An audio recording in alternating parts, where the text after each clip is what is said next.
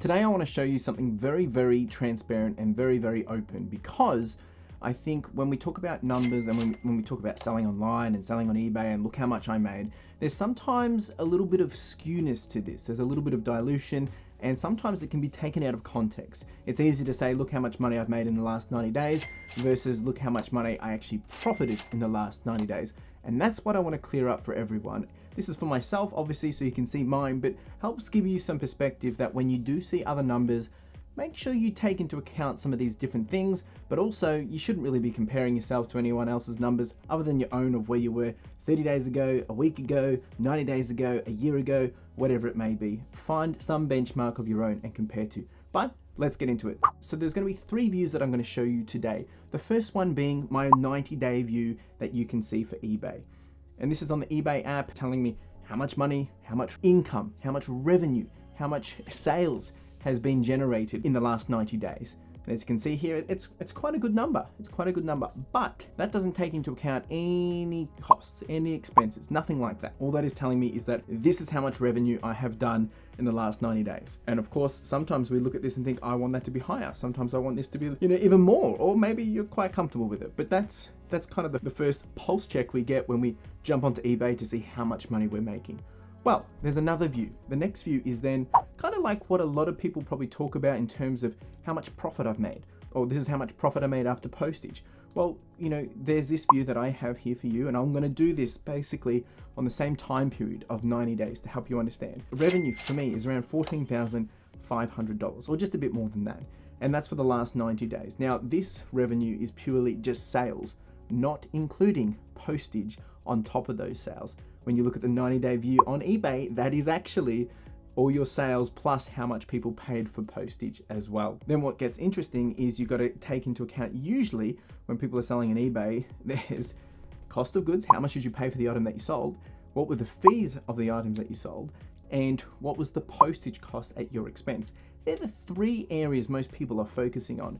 And in this 90-day view, you can see after that view, I've actually profited $8,345, which ain't too bad across 90 days. It's not too bad, but this still doesn't give you the full accurate view. This is a view which is kind of tailored based on what most people think go into an eBay business or go into reselling. And majority of the time it is. If you're a part-time reseller and you're just doing this on the weekend, these are probably going to be your majority costs. But there's another view. There's the whole business view. There's the operational view. There's the, I guess what I like to call the accountant view of understanding what really is costing you and where are you spending your money. And that view is different again. In this view, you have to understand there's additional expenses such as, if you have rent, if you have to be paying for storage, if you're purchasing things for storage, how are you storing your items? If you're purchasing mailing or postage supplies in advance, if you're purchasing marketing supplies, all these different things, they all add up. And some of those things we tend to just leave to the side and assume, oh yeah, it's all good, I'll just cover for that, or I'll just take it out of this account. But that's where you start to drain. So here is another view, this view, which actually takes into account all those operating expenses, takes into account all that view. And I track this like a hawk.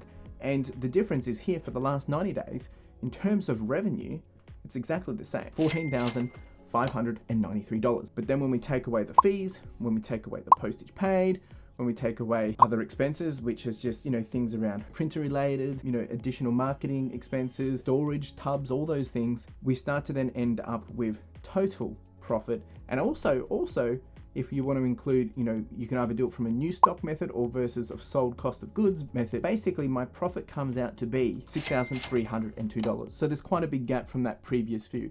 And I think this is where we get wrong. This is where sometimes we don't actually understand that what we first thought in that original view where I showed you my 90-day view, which was $18,300 roughly. Now we're taking away the postage cost that people will pay. And that brought that revenue by all means, down to $14,593.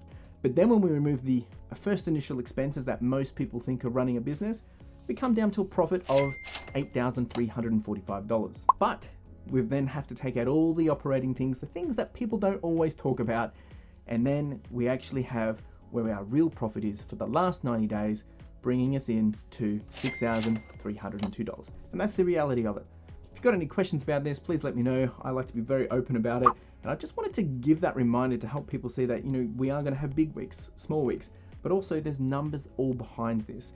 And just because you see a big number doesn't mean they're actually rolling in those kind of dollars. As much as we want to be, this is a business, and it takes a lot of work, and it takes a bit of smarts too, to figure out how to get the best bang for buck and ensure you've got enough cash flow to help your business grow, but also to pay yourself as well. That's another whole conversation too. Anyway, appreciate you being here. Cheers.